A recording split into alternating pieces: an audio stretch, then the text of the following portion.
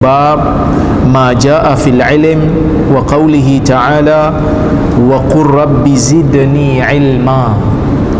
Bab pada membicarakan, bab pada perkara yang datang tentang ilmu, dan bab membicarakan kalam Allah Ta'ala. Katakanlah, wahai Tuhan, tambahkan kepadaku ilmu. So dalam hadis ni Al-Imam Al-Bukhari nak tunjuk kepada kita bahawasanya agama ini, agama Islam, suruh kita ni menambahkan ilmu dengan berusaha dan berdoa. Dan ilmu ni Allah bagi kepada orang yang dia kehendaki setelah berusaha. Ada manusia Allah Ta'ala bagi kat dia ilmu dan kefahaman hanya dengan sedikit usaha. Ada manusia yang Allah bagi dia kefahaman dengan usaha yang lebih daripada orang lain. Ada manusia yang kadang-kadang Allah Ta'ala tak bagi kefahaman pada dia, melainkan setelah berlalunya masa. Ini semua fadlullahi yu'tihi man yasha', kelebihan yang Allah Ta'ala berikan kepada seseorang.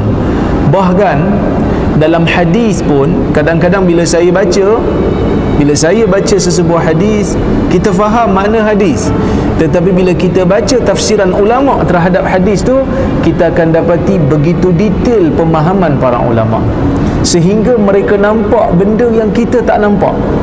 Maka itulah yang dimaksudkan dengan doa ini, wa qur rabbi zidni ilma. Katakan, Allah Ta'ala katakan kepada kita semualah, wahai Tuhan, tambahkanlah kepada aku ilmu. Kerana ilmu ni istimewa, yang hanya ada yang hanya orang tertentu, orang istimewa je Allah Ta'ala bagi setelah dia usaha. Saya usaha ni, nak cerita sikit pengalaman hidup kan. Saya usaha dulu masa sekolah menengah, nak bagi faham bahasa Arab, nak bagi faham, nak boleh baca kitab Arab. Sebab kitab Arab ni tak boleh baca dengan kitab Arab ni tak ada baris. Bukan macam baca Quran yang dah siap ada baris. Sebenarnya Quran pun asal tak ada baris, titik pun tak ada, diletak kemudian supaya orang mudah baca. Jadi kitab Arab ni dia tak boleh nak, dia tak letak baris. Jadi bila kita baca, saya belajar bahasa Arab ni kira apa, daripada sekolah rendah lah kan, tapi duk hafal kalimat lah. Qirdatun, beruk kan, maktabun, meja kan. Bila masuk sekolah menengah, belajarlah sikit-sikit, tetap tak faham, tak boleh baca sendiri. So baca tu mesti dengan bantuan guru. Jadi lepas daripada SPM, saya pergi ambil keputusan pergi pondok. Sebab sebelum tu dah dihantar dah pergi pondok, jadi dah faham sikit dah. Lepas SPM rasa kena pergi pondok, kena belajar. So saya pergi pondok lah belajar. Belajar apa? Belajar nahu, belajar saraf. Apa itu nahu? Nahu ni cara macam mana nak bariskan perkataan yang paling ujung dalam bahasa Arab. Bukan perkataan, apa? Huruf. Huruf yang paling ujung dalam perkataan tu nak baris macam mana? Belajar ilmu tu je. Dan saraf nak belajar bariskan perkataan sebelum nak bariskan huruf sebelum huruf hujung. So belajar saraf dulu supaya boleh baris yang huruf-huruf yang sebelum huruf hujung. Belajar nahu untuk bariskan yang ujung sekali tu. Dua ilmu. Contohnya macam kita kan ada imbuhan-imbuhan kan. Bila ada imbuhan, kata kerja kan ada imbuhan. Imbuhan tu kan beza makna. Nazala, turun. Menurunkan. Anzala ataupun nazala. Bila nazala, apa dia punya present tense dia? Yunazzilu. Ini belajar saraf. Belajar saraf maksud belajar macam mana cara nak membariskan huruf sebelum huruf hujung. Bila perkataan tu dah lahir, saraf dah apa? Dah lahirkan dia. Nahu pula ambil, masuk dalam ayat, bariskan. Hujung tu kena baris. Kadang-kadang kena baca yunazzilu, kadang-kadang kena baca yunazzila, kadang-kadang kena baca yunazzil. Mati kan dia? Dua-dua ilmu ni macam grammar, tapi Arab dia beza kan? Dia bahasa Arab. Okey, saya pun pergi belajar, pergi pondok. Bulan puasa ambil bas pergi tu Pegalang Ulu belajar, pergi Pegalang Ulu. Jauh daripada Ipoh, naik bas.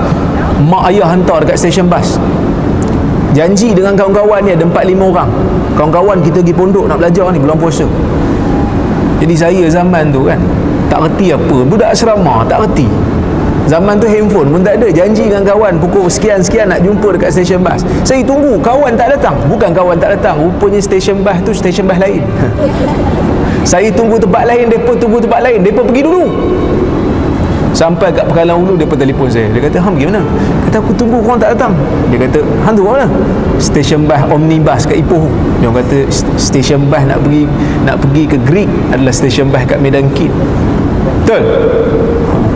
Esoknya saya pergi seorang-seorang. Mak ayah hantar.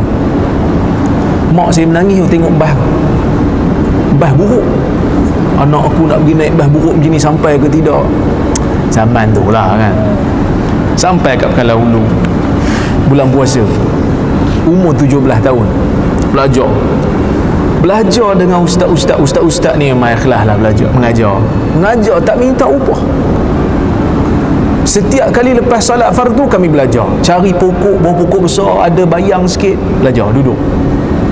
Sampai sekarang parut kat kaki saya ada, sila di atas tempat yang keras, tepi sungai belajar.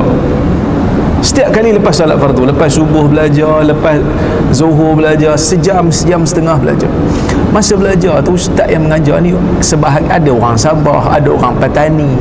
Bahasa dia orang ni kami susah faham.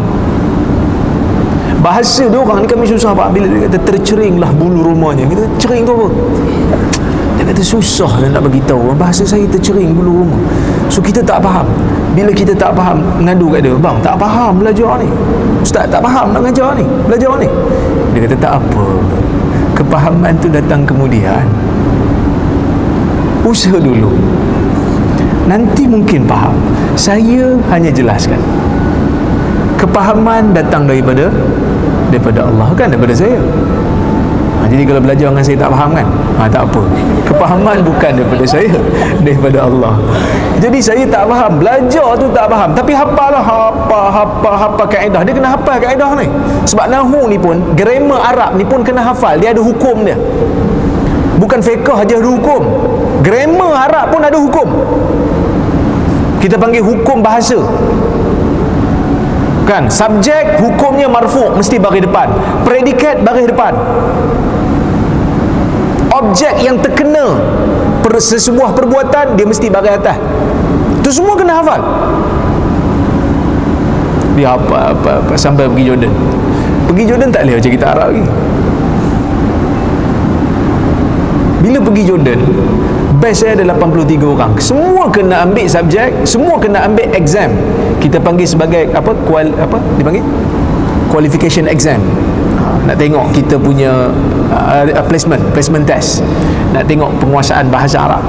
So saya kaedah tak ada masalah, simple ayat boleh faham, ayat simple boleh faham, ayat simple Arabic boleh faham. So saya jawab, kita dah hafal dalam kepala semua hafal kan. Luluh masuk kelas tu. 3 orang masuk kelas daripada 83 orang, 80 tak lulus masuk kursus bahasa. Bila masuk tu, yang masuk kursus bahasa relax, main game, main bola, relax lah kan. Saya masuk susah hati, tak faham, baca kitab tak faham, menangis seorang-seorang. Masa tu terfikir nak balik, aku nak balik Malaysia, tapi tak boleh balik sebab sebelum pergi Jordan mak dah buat kenduri, panggil orang kampung, anak aku nak pergi Jordan. Kalau balik ni malu. InsyaAllah kan. Usaha. Masa tu kaedah tu datang balik. Bila belajar kitab Arab yang tak ada baris tu, baca kitab Arab yang lama, yang turas, yang klasik, bila baca kaedah yang kita belajar dulu, tahun lepas datang balik. Masa tu baru datang kepahaman daripada Allah. Masa tu baru rasa nikmatnya kefahaman tu. Kerana kadang-kadang kefahaman tu datang kemudian. Tapi usaha dulu. Sama macam ngaji agama pun sama. Kadang-kadang penin kan? Penin. Tak apa. Kerana penin tu proses pembelajaran. Bila mula penin dan confuse, maksudnya otak kita sedang mencerna, kognitif sedang berjalan. kognitif sedang berjalan. Allah, pening lah Ustaz.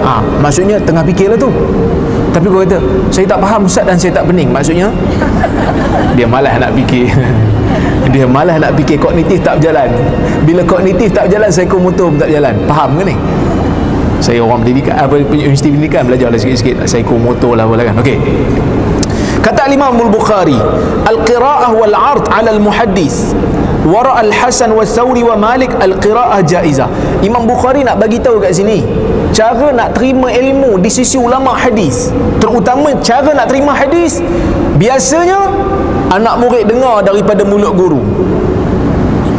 Tapi kat sini Imam Bukhari nak bawa satu riwayat, nak bagi tahu cara belajar ni bukan hanya dengar daripada mulut guru, tapi juga kadang-kadang anak murid yang bentang pada guru. Ni dalam ilmu moden hari ni dok bincang ni. Sekarang ni istilah pendidikan, kami kenalah PAK 21. Tahu nak?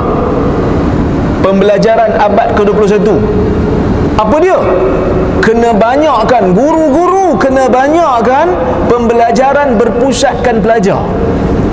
Apa maksud pembelajaran berpusatkan pelajar? So anak murid kena bentang kat guru. Anak murid yang kena banyak beraktiviti, guru hanya moderator ataupun facilitator. So benda ni Imam Bukhari bincang dah. Sebab tu kena buat satu paper sebetulnya. Apa ni kita panggil metodologi ataupun kita panggil proses PDP, proses pengajaran dan pembelajaran di sisi Al-Imamul Bukhari, kajian kepada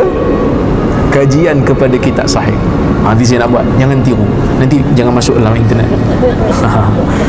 Kata Imam Malik, Hasan Basri, Sauri, Imam Malik dia mengatakan baca depan guru ni dibenarkan. Bahkan sebahagian daripada mereka berhujah untuk mengatakan bacaan di depan guru ini dibenarkan, dianggap sah untuk mengambil ilmu dengan hadis yang kita akan baca ni. So kita akan baca satu hadis. Hadis ni menjadi bukti di zaman Nabi SAW mengiktiraf membaca di hadapan guru, belajar bentang di depan guru adalah satu teknik yang ada di zaman Nabi lagi.